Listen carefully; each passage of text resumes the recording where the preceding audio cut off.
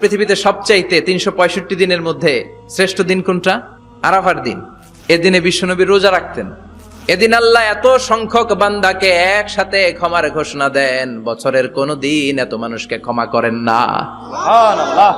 এজন্য বিশ্বনবী বলেছেন খায়রুদ দুআ দুআ ও আরাফা, সবচাইতে শ্রেষ্ঠ দোয়া আরাফার দিনের দোয়া।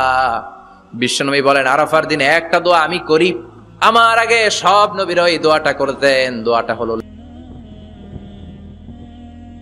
বিশ্বনবী বলেছেন খুযু আন্নি মানাসিকাকুম, আমার থেকে হজের নিয়মগুলো জেনে নাও। রুকনুল হাজারিল আসওয়াদ, কাবা ঘরের 4টা কর্নারের একটা কর্নারে একটা ব্ল্যাক স্টোন আছে। ব্ল্যাক স্টোন আল হাজার আল আসওয়াদ, কালো পাথর, এটাতে কিস করা সুন্নাত, চুমু দেয়া সুন্নাত। এটা জান্নাতের পাথর। নূহ আলাইহিস সালামের বন্যার সময় পাথরটা হারিয়ে যায়, পরে এটাকে জাবালে আবু কুবাইস থেকে এনে আবার সেট করা হয়।